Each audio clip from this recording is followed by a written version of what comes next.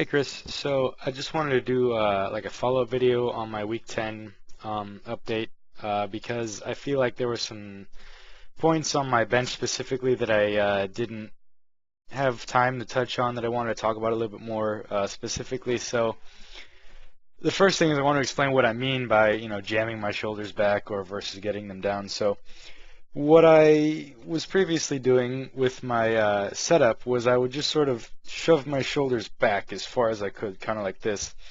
And the problem with that was that sometimes it was kind of inconsistent, how I could jam them into the bench and everything like that. It was hard to do it the exact same way every time. And that's sort of why my bench was pretty inconsistent, was because my setup was kind of inconsistent. So what I tried to do was instead of jamming them back like this, I decided I would sort of put them down more like this instead of focusing them back, put them more down. So that felt pretty good at first. It felt a little bit more consistent between sets because it's easier to do. It doesn't take as much effort to get them here as it does to get them here. Um, so that, but it affected my bench a lot more than I expected. So maybe this isn't the best way to demonstrate it, but I'll try. So initially what I was doing, and this is the way we've been working with for the first 8 weeks or however long it's been, was sort of with the shoulders just jammed back like this, and I bench. So I mean, if I tuck my elbows in kind of moderately, and then I go bring it down, maybe it's hard to see, but I mean the bar would be like right underneath my pecs at this point, just barely underneath them. But if I do it the other way, so I'm here, but if instead I get my shoulders down, as you can see, the bar would have to touch much lower on my belly or on my body. And I don't know if that's sort of against what we've been going with. So that's why I was surprised that it felt so good on that first day. And I feel like I was too sold by it on that first day. I really should have been more skeptical, and I really should have consulted you more so first. Maybe just showed you some examples of the technique with some warm-ups instead of doing work sets with them.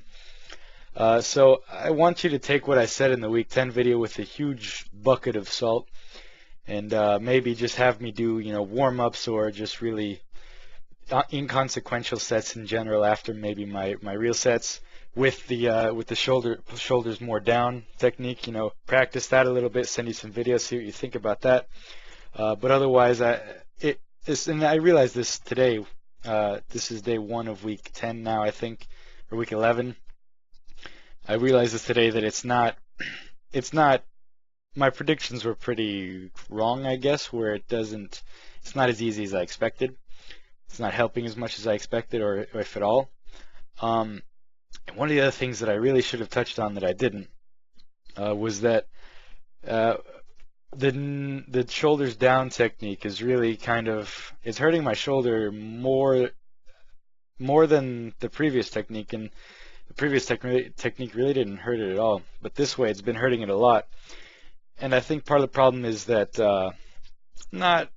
not necessarily the technique, but just that I haven't practiced it, so my bar path isn't very good. You might notice in one of the videos my elbows are like flared really bad, like here. That's because I was using the shoulders down, but I wasn't used to it and used to the bar path it requires. So I was sort of benching just like that. That's pretty much what it was. Or shoulders down, but I'm still like touching high on my chest, and that resulted in really wide, flared elbows. My point is that maybe it's still healthy for my shoulder and everything if I practice it and get used to it, but definitely within this first week it's been killing my shoulder. So I don't know if it's even worth practicing it for the sake of saving my shoulder. I don't know if it's worth practicing it because it's been going fairly well with the other technique, with the just normal shoulders really far back and everything like that.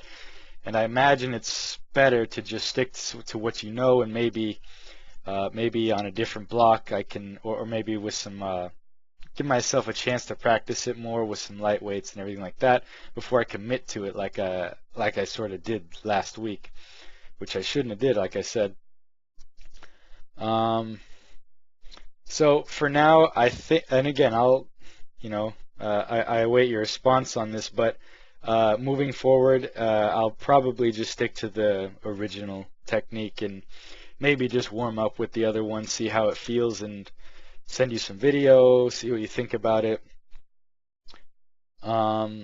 Make sure I'm not missing anything. But yeah, so I mean, if you think that the newer technique is maybe worth looking at, absolutely. Like I said, I would have to practice it and practice and refigure out where I want to touch the bar on my chest and everything like that, on my chest or on my sternum or whatever, and everything like that. But I just don't know if I really made the right choice last week. But anyways, Chris, I just wanted to give you another update there. See ya.